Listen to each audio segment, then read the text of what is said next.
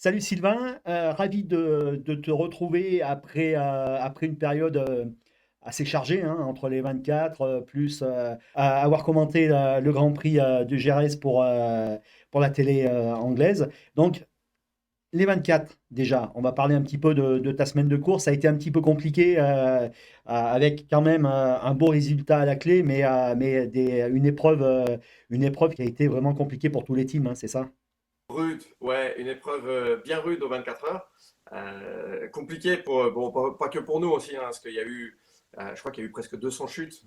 Donc, ouais, ça fait 400 chutes en moyenne par moto. Donc, il n'y a pas que les Un pilotes qui ont record, été hein. faits, il y Un a record, je crois, les ouais. équipes, les équipes aussi, ça a bossé dur. Ouais, Donc, ouais, le Mans, des vraies conditions, comment on dit, du Mans, Mans-Seine, je sais plus ce que c'est le mot. Bref, des vraies conditions du Mans, quoi. Donc, ouais, on a vu de la pluie, du séchant. Heureusement, il n'a pas fait très froid, donc ça, c'était bien. Et puis, une d'accord. course à rebondissement, voilà, ça a super bien démarré pour nous. C'est moi qui ai pris le départ. C'est la première Oui, fois que j'ai je prends le vu. départ au Mans. Ouais, Parce que quand j'étais chez Auxerre, c'est Greg qui prenait le départ tout le temps, parce que c'est sa ouais, spécialité. Et donc là, c'était l'occasion pour moi ouais, de prendre le départ. J'ai fait les deux premiers relais, donc voilà, au bout d'une heure et demie, j'étais en tête, j'étais à l'aise, j'étais bien. Et puis malheureusement, je me suis fait piéger, ouais, comme comme beaucoup d'autres beaucoup. pilotes, en doublant un attardé. Donc voilà. Mais ouais, c'était une belle course à rebondissement. On est remonté, après, on a remonté sur le podium, on a eu un peu des problèmes mécaniques. Mes coéquipiers aussi, on a eu une chute par pilote. Donc à peu près la moyenne, c'était la moyenne, c'était le tarif en fait ce week-end. Ouais, En ouais. vacances. Et, et donc, au final, vous faites au pied du podium, quatrième. Donc, ça reste quand même une belle place pour le reste du championnat. Parce que, ben, du coup, voilà, il y a encore les 8 heures de Spa. Il y a Suzuka. Vous êtes présent à Suzuka? Ouais, ouais, Ouais, vous y pour allez? le championnat, ouais, ouais. Donc voilà. Ouais, pour le championnat, c'est pas trop un désastre. C'était Ouais, dommage, on était troisième jusqu'à une heure de l'arrivée, puis on a eu un problème mécanique, on a été obligé de changer l'échappement. On a perdu une dizaine de minutes. Voilà. L'équipe aussi, nous, qui a vraiment bien bossé. Ils ont vraiment bien réparé la moto rapidement et ça a été un beau travail d'équipe et malheureusement pas récompensé. Voilà. Pas de podium, pas de dessert pour nous, mais on a ouais. marqué les gros points au championnat quand même. Je crois qu'on est à 42 points, les leaders, donc le Yard sont à 62, donc voilà, on est au contact pour le championnat. Ça va être un championnat disputé parce qu'il y a vraiment cette année 5-6 motos qui peuvent gagner les courses. Donc ouais, ça va être vraiment un beau championnat d'endurance qui a Et, démarré sur les chapeaux de roue au et moment. Ouais. sur les chapeaux de roue, hein, ça a été un carnage, effectivement, comme tu disais, pour beaucoup, beaucoup de pilotes et de teams. Et puis du rebondissement jusqu'à l'arrivée quasiment, hein, avec la 11 qui menait la course. Et pareil, ben, une chute au raccordement, hein, si je ne me trompe pas. Et là, bah, voilà, ils ont perdu la tête au profit de la Yard, de la 7. Donc ça a été vraiment Dommage. jusqu'au bout, du début jusqu'à la fin. Il y a eu des chutes, tu l'as dit, hein, un record de chute et une édition des 24 heures comme on n'a pas vu depuis en tout cas très longtemps. Et je ne sais même Ouais. pas s'il y en a vraiment réellement eu des éditions aussi mouvementées, quoi, en tout cas ces dernières années, quoi. Ouais, Mais c'est clair. ouais, Et on a eu une course super mouvementée. C'était dommage pour la 11 parce que franchement, ils ont vraiment fait une belle course. Et par contre, ça montre que c'était vraiment facile de se faire piéger parce que cette chute, elle arrive un peu de nulle part. Il a pratiquement pas d'angle, le pauvre. Mais ouais. il y avait vraiment zéro grip. Vraiment, le grip était sur le mouillé, était vraiment très très bas. Donc voilà, hyper facile de partir à la chute, des rebondissements, Ouais, des équipes, une vraie course d'endurance, quoi, où voilà, c'est ça. même les équipes ont participé, tout le monde s'est mis au charbon, beaucoup Ouais. d'équipes il n'y avait plus de carénage à la fin, Ah, il n'y avait plus c'était plus rien, ouais. Il y rien. avait certaines motos, hein, Enfin, en tout cas, chapeau les pilotes, parce que tenir 24 heures dans des conditions comme ça, avec le stress, avec de la vitesse derrière, parce que ben, voilà, vous amusez pas la galerie quand même, hein, ça met du gaz quand même si, comme tu le dis, les conditions d'adhérence n'étaient pas là, mais ça va très vite. Donc, ouais, une belle épreuve. Donc, du coup. Revenons un petit peu à notre sujet de prédilection, qui est le MotoGP. Donc ce week-end, pareil, une course, enfin un week-end quand même assez fou, qui a vu les Marquez, j'ai envie de dire, ben, toujours présents, mais d'une manière un petit peu différente, notamment pour le dimanche. Et puis bah, surtout, le fait marquant pour nous, Français, c'est le retour aux affaires de Fabio, quoi. Ouais, ouais. Et puis alors, il y a eu des signes hein, chez Yamaha depuis le début de saison en fait, mais c'est la première fois où vraiment ils ont réussi à mettre tout le pulse ensemble, quoi. Donc ça avait super bien démarré hein, pour Fabio à Sepang aux essais hivernaux. Le premier test hivernal, il avait un rythme de folie, il était vite sur le time attack, tout s'était super bien passé. Par contre, Fabio, il avait dit que c'était aussi dû au fait qu'il y avait beaucoup de grippe en fait sur cette piste parce qu'au bout de donc le test de Sepang en fait c'est 6 jours, 3 jours où il y a les test teams et les rookies et après 3 jours où il y a toutes les équipes officielles. Donc en général à la fin des 3 jours il y a énormément de gomme sur la piste, c'est des conditions disons optimum de grip et D'accord. Yamaha fonctionnait bien, en tout cas elle a bien fonctionné tout de suite dans ces conditions. Par contre après sur d'autres circuits ils ont rencontré des difficultés. Il y avait voilà, des fois Jack Miller qui était hyper vite comme à Ouais. Buriram Mhm. ou à Austin où il fait un beau top 5 à Austin. Et puis Fabio, des fois où il était hyper vite, et puis des moments un peu plus difficiles.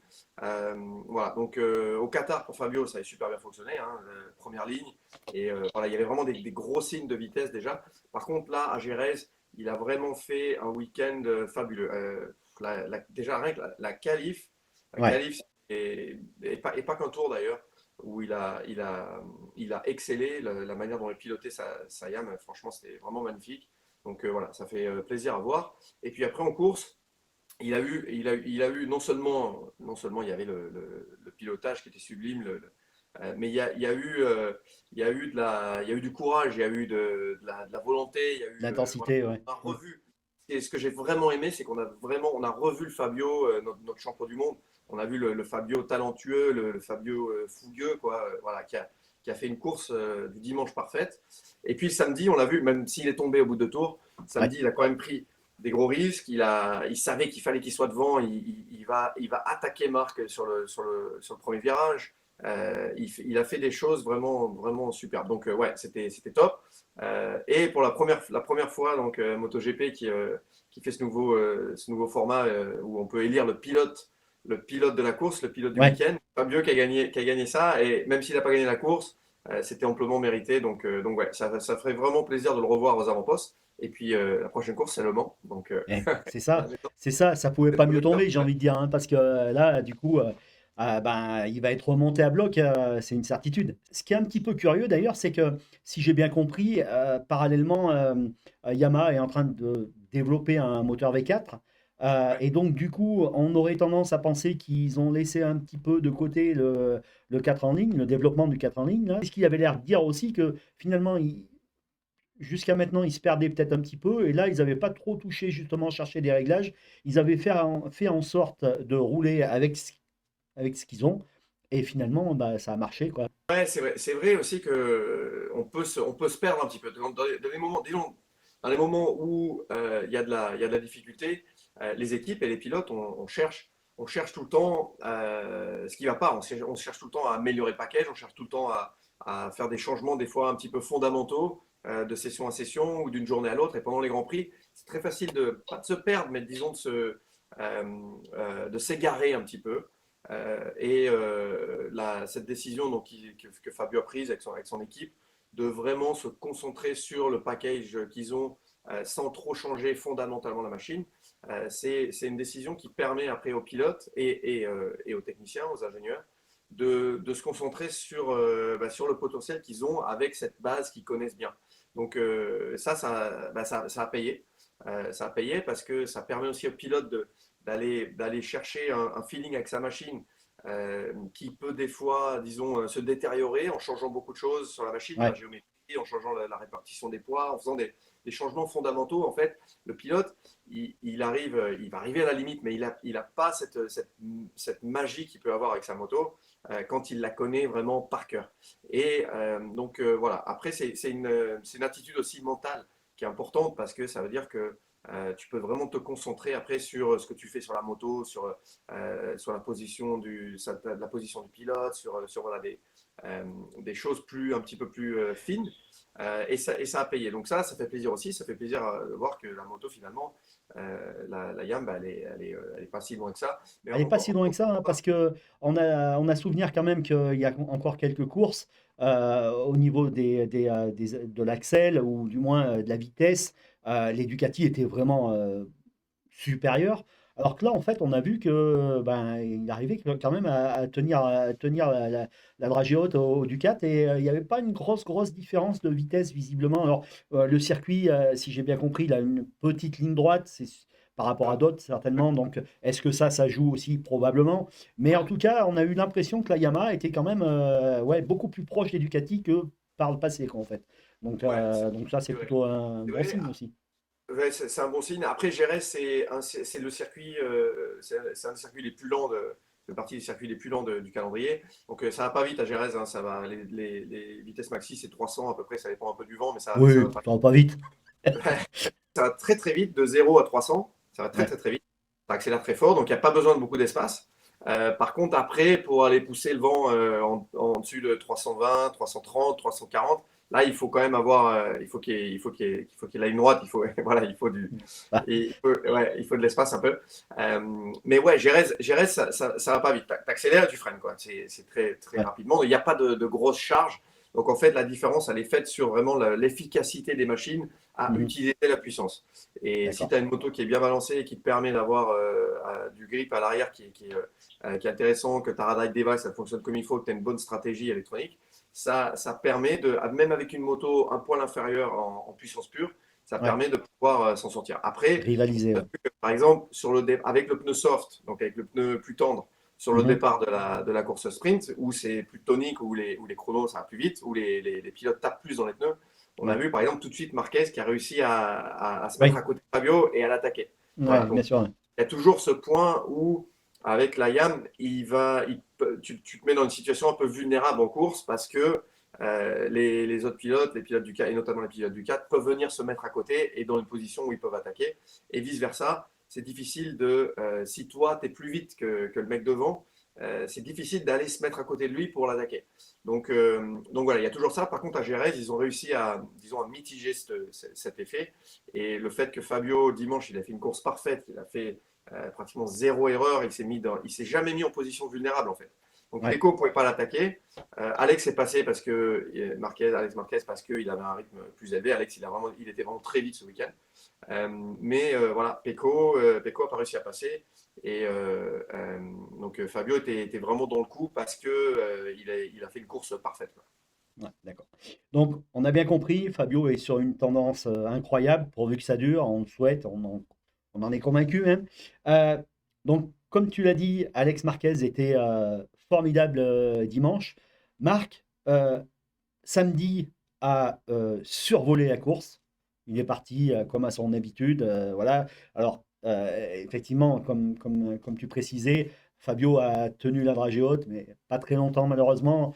Il s'est fait attaquer par Marc et il est sorti un petit peu de la trajectoire en plein sur des freins et malheureusement il a perdu l'avant. Mais après, Marc est parti devant.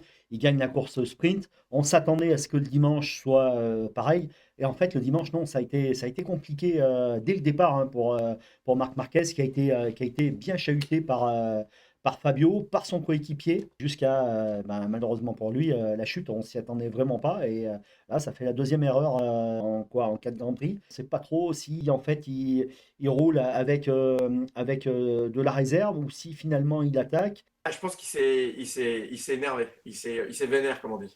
Il Ouais, a- il- en fait, depuis le début de saison, Marc, il part très fort. Donc, sur les départs, c'est le meilleur. Il est excellent. Euh, il a toujours eu, en fait, voilà, disons, à cause de ses pole positions et ses départs excellents, il a toujours eu cette marge un petit peu voilà, et où il s'est jamais fait chambouler, en fait. Alors que là, c'était la première fois où il y a Pecco qui l'avait doublé à la course sprint au départ, mais ça n'avait pas duré longtemps l'affaire. Là, c'est la ouais. première fois où il s'est fait. Voilà, il y avait du contest sur les premiers tours et Fabio a pris un super départ. Il n'a pas pu faire le hot shot. Et ensuite, il était, disons, dans le paquet derrière où ils en ont profité pour l'attaquer. Mhm. Euh, et je pense qu'il s'est simplement énervé. Il s'est énervé. Il sait qu'il est hyper rapide. Dans les virages à gauche, il est toujours plus rapide que les autres. Ça, en parlant avec ses ingés, tout le monde le sait, tout le monde chez Ducat le savent, les autres pilotes le savent aussi.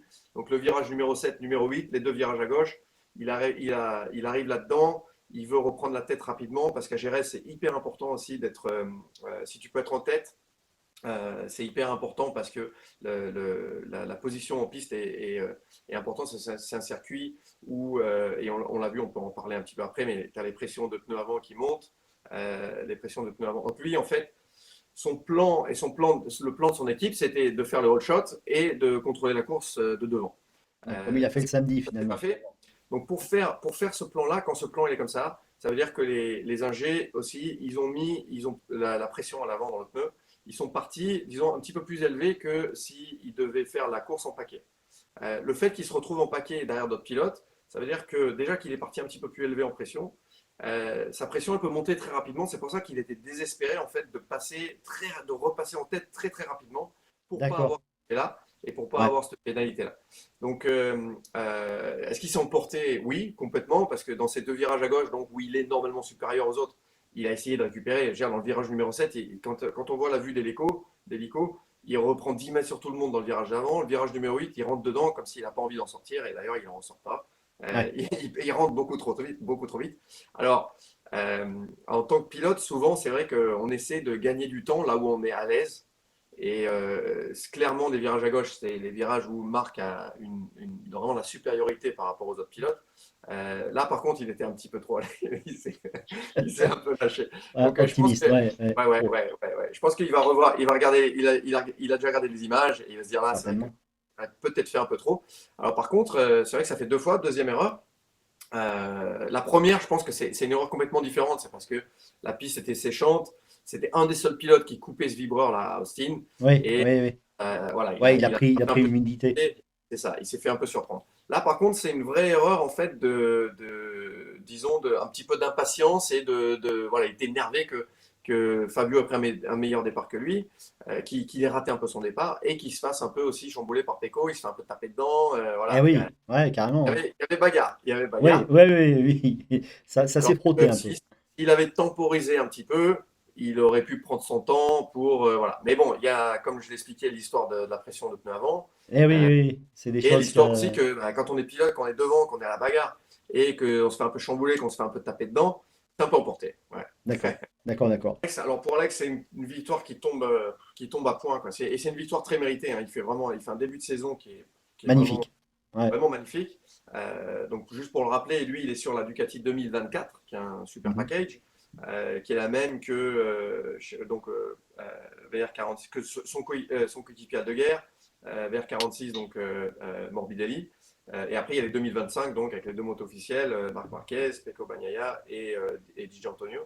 Donc lui, il est sur la 2024, donc un package excellent. Par contre, constamment, il finit devant les autres pilotes avec la Ducati 2024 et très régulièrement devant Pecco aussi avec la machine officielle de l'année et DJ. Donc lui, il fait vraiment une saison magnifique. Il a fait qu'une petite erreur pour le moment, c'est donc la collision avec Di Gianantonio au Qatar, au Grand Prix du Ouais. Qatar. Mais sinon, il fait vraiment une saison contrôlée, vraiment une belle saison. Là, il a attaqué Jerez, il était au taquet, hein. Il est arrivé vendredi, il en a mis deux par terre. Il était complètement au taquet. Vendredi, quand même, Alex, il s'est lâché parce qu'on dit qu'il est calme et vendredi, il s'est lâché total. Donc, il a perdu l'avant vite au freinage du numéro 1 le matin. La séance de l'après-midi, il en a pris une grosse au virage numéro 5, une bonne, hein. Il était marqué en plus. Ah ouais. Ah ouais, il en a pris vraiment une grosse. Là, ça pique. Virage numéro 5, ça va vite. Il détruit la moto direct. Il repart juste pour faire les 15 dernières minutes. Et il devient le premier pilote à rouler en 1,35 à Jerez. S'il y a des pilotes qui nous écoutent là aujourd'hui, qui font des track day et qui sont déjà là à Jerez, 1,35 à Jerez, c'est phénoménal. Donc, Ouais. bref, il établit un record qui sera battu par Fabio Quartararo, mais un record qui, à ce moment-là, était un nouveau record du circuit, Mhm. juste en les 15 dernières minutes. Donc Alex, il était au taquet direct. Il est arrivé dans ce Grand Prix à Jerez en voulant gagner et en voulant être attaqué et être incisif. Et bah, ça n'a pas refroidi. Donc les chutes n'ont pas refroidi du tout. Il a continué à forcer. Et dimanche, il a fait vraiment une super course. Voilà, contrôlé. Alors après, il y en a qui diront, ouais, si Marc était là, voilà. Enfin, Marc n'était pas là. D'abord, Eh, pour gagner les courses, il faut d'abord finir. oui. Il a été contrôlé aussi parce que pour doubler, tu vois, rattraper Fabio, l'attaquer, le moment où il a doublé, c'était vraiment un dépassement osé, propre, limite, mais propre. Ouais, une course vraiment hyper bien maîtrisée pour Alex. Donc voilà, une belle victoire. En plus, je crois que c'était son anniversaire. Donc Oui, oui, quelques bien. jours avant, apparemment, ouais, donc ça Voilà, peut pas voilà. mieux Donc, tomber, hein. Ouais. un beau cadeau, et surtout une victoire méritée. Lui, il va falloir vraiment compter sur lui. Après, lui, c'est un mec qui roule vite aussi dans toutes les conditions. Il roule vite sur les conditions mixtes, il roule vite sur la pluie. Ouais, ça va être un client quoi, cette année. Et donc Pecco présent, mais pas en capacité de pouvoir aller se mêler avec les hommes de tête, que ce soit sur la sprint d'ailleurs, ou sur la course du dimanche, hein. Il n'y arrive pas. Il n'y arrive pas. Pecco, il a du mal. C'est toujours pareil hein, depuis le début de saison. D'ailleurs, il s'en cache pas. Hein, les raisons, il dit il n'a pas de feeling et il n'a pas de feeling sur l'avant. Il n'arrive pas à attaquer. Il n'arrive pas. Il a du mal à doubler. Donc ouais, il a du mal avec cette Ducati 2025. Pecco, il n'arrive pas à franchir le cap. Il n'arrive pas. Alors après, il est moins vite que Marc. Ça, après, ça peut s'accepter sur la durée et tout, mais son gros problème, c'est qu'il se fait démonter par Alex Marquez Eh oui, pratiquement dans les courses. Donc ça, c'est un problème parce que c'est un pilote avec la moto de l'année précédente dans une équipe privée. Donc ça, pour un pilote officiel, c'est pas bon. Et ça, tu vois que ça lui pèse en fait. Hein. bien C'est pour ça sûr. qu'il demande, il essaie de, il arrête pas de dire qu'il a pas le feeling de la moto 2024 comme il avait l'année dernière. Il veut retourner à la moto 2024, mais ça, on sent que c'est pas possible. D'une part, parce que les équipes officielles déjà, elles n'aiment pas trop faire ça normalement. Parce que ça veut Ouais, dire que bah, c'est un petit peu admettre que finalement tout le travail qu'ils ont fait l'année dernière n'a pas fonctionné. Et il y a peut-être aussi des raisons techniques où par exemple, si le cadre est un petit peu différent ou que le nouveau moteur homologué 2025 pour les pilotes officiels qui est différent de la moto 2024, s'il est un petit peu monté différemment dans le cadre ou quoi que ce soit, ça veut dire que de toute façon, techniquement, il ne peut pas revenir on à peut la, à pas. la Ouais, bien configuration sûr. totale 2024. Donc, il faut qu'il continue à progresser. Ils ont fait le test lundi, hein, après la course à Jerez.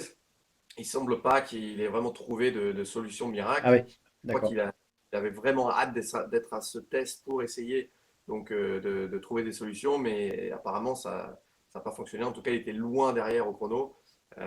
Donc ouais, pour Pecco, pour le moment, il y a pas trop de lumière au bout du tunnel.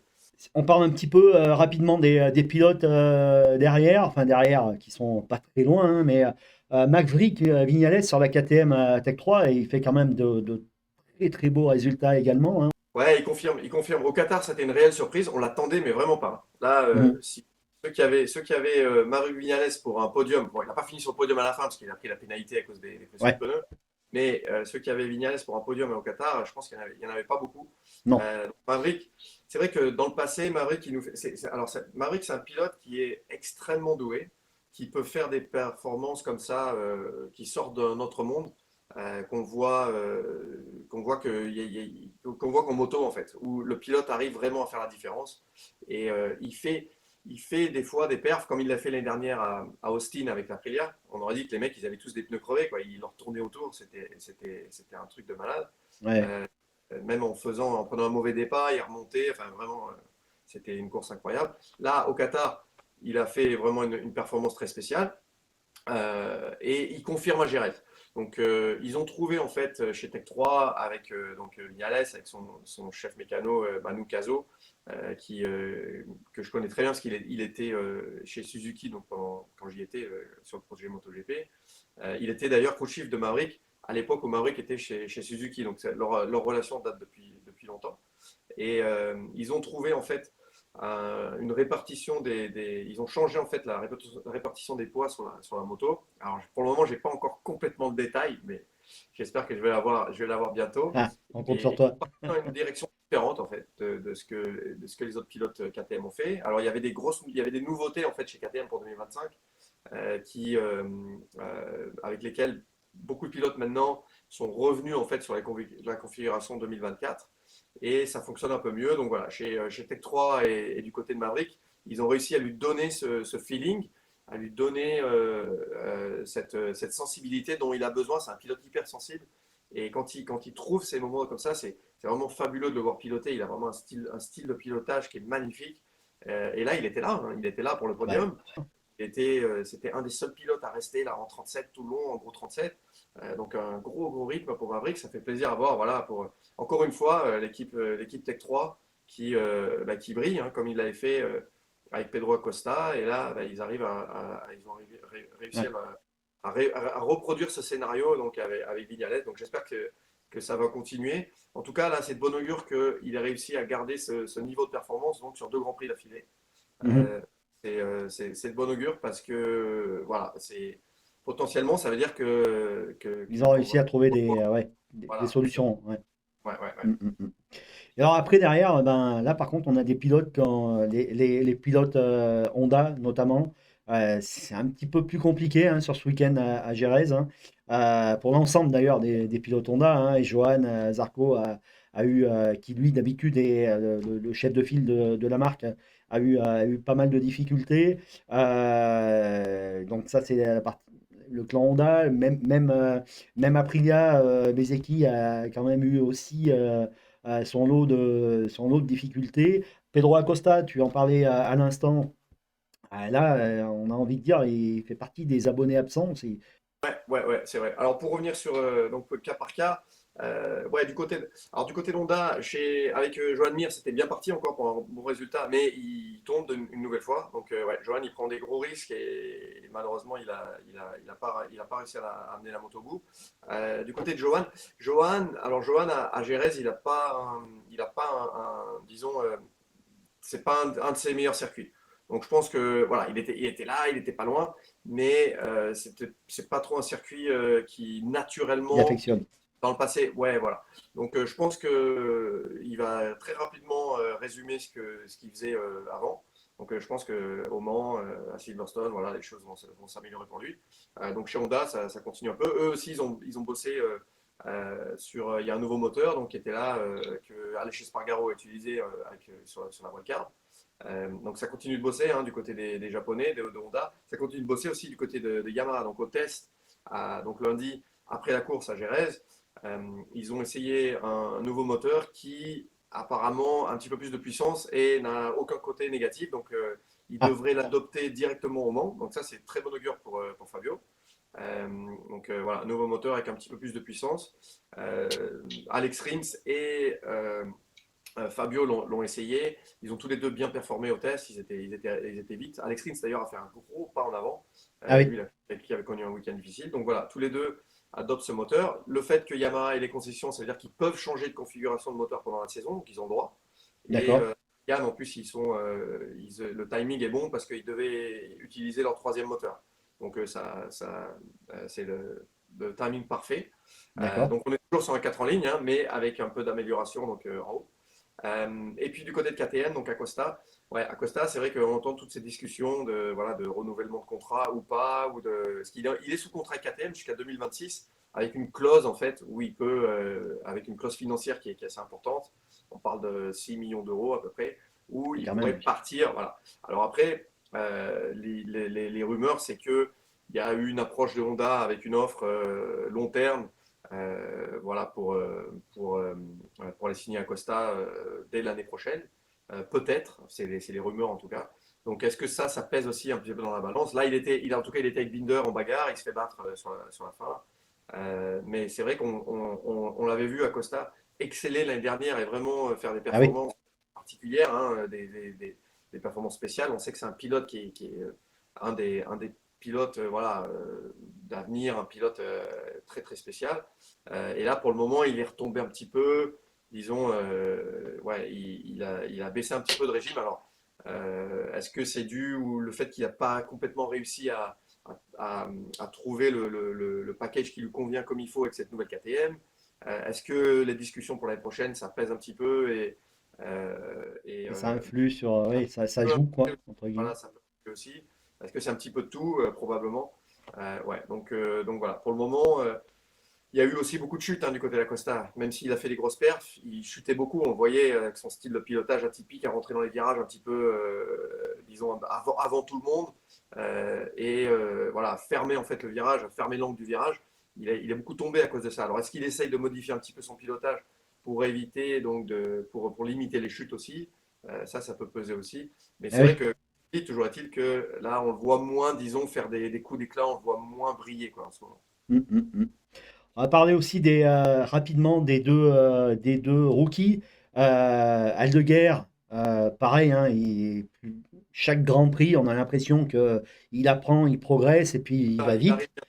Il va Voilà, vite. voilà, bientôt. Ouais. Ayogura, lui, a fait une entame de championnat un petit peu sur les chapeaux de roue et là, il est légèrement en retrait par rapport aux autres, mais même si lui aussi affiche de très belles performances. Mais les deux rookies, là, ils pédalent fort hein, pour cette première année en MotoGP.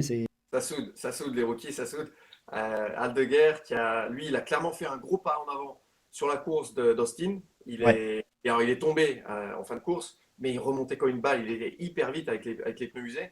Donc ça, pour lui, c'était un vrai déclic. Et au Qatar et à Jerez, il était bien aussi. Voilà. Après, il y a de la chute, c'est un rookie, hein, donc voilà, il il apprend. essaye, il en fait un petit peu de trop en ce moment, mais il est en train d'arriver. Il est en train d'arriver parce que quand tu as des signes comme ça, tu vois, même s'il y a des erreurs, quand il y a des signes comme ça, c'est que ouais, là, c'est pas loin à la faire.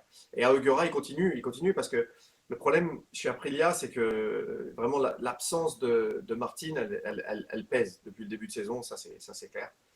Avoir le pilote leader, le pilote champion du monde en titre, absent, qui ne peut pas participer au développement, qui n'est pas là au sein de l'équipe pour la compétition aussi, à l'intérieur de l'équipe, ça c'est hyper important. Bien sûr. Donc les équipes, les deux équipes, pour essayer de trouver une voie, pour essayer de... ça devient très compliqué en fait sans le leader.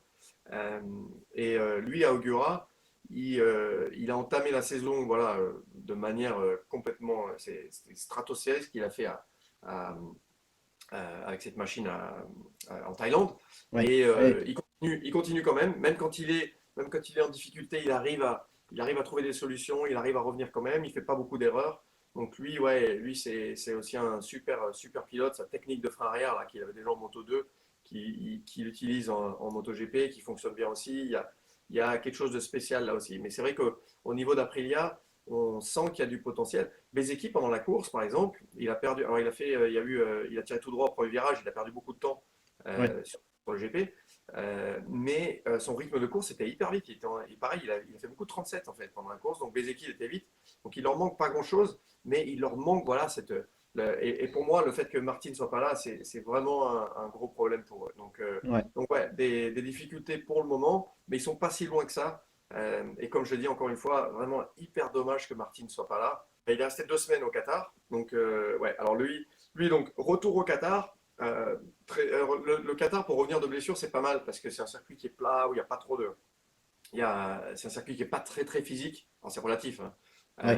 Et par rapport à un Jerez, par exemple, c'est un meilleur circuit pour revenir, plus coulé, plus lancé. Il a été surprenant au Qatar parce que on le voyait quand même, il était vraiment pas confortable du tout sur la moto, surtout les virages à gauche. Lui, son style de pilotage où il met, tu vois, lui, il met vraiment, tu vois, il met le poignet en fait vraiment dessus comme ça et il se sert de son poignet. Alors il faut plier le poignet pour après mettre le coude et mettre le corps à l'intérieur. Lui, il a vraiment une position extrême dans le virage. Donc Ouais, on voyait qu'il particulière. Ouais. n'arrivait pas à faire D'accord. ça. Il était limité hein, sur ses mouvements. Mais il a quand même fait un super week-end. Il était content de la moto aussi. Il a dit ouais, la moto tourne super bien. On l'a vu faire les commentaires dans le box. Il était hyper content d'être de retour, mais clairement pas confortable du tout. Il a quand même doublé Pecco Bagnaia sur la course sprint quoi, au Hmm. Qatar. Oui, C'était quand oui. même pas mal. Ouais, donc un bel effort pour lui. Malheureusement, encore une fois, là, vraiment pas de chance. Il tombe donc et Di Gianantonio lui tape dedans. Ouais. Euh, 11 fractures de côte et surtout donc un trauma pulmonaire Mhm. où donc tu peux pas prendre l'avion pendant longtemps. Faut attendre. Ils ont été obligés de lui mettre un drain. Enfin, vraiment, c'était une blessure vilaine quoi. Ouais. Euh, Ouais. qui aurait pu d'ailleurs être ça aurait pu être bien plus grave. Parce que quand il y a des percussions comme ça, c'est vraiment pas bon du tout.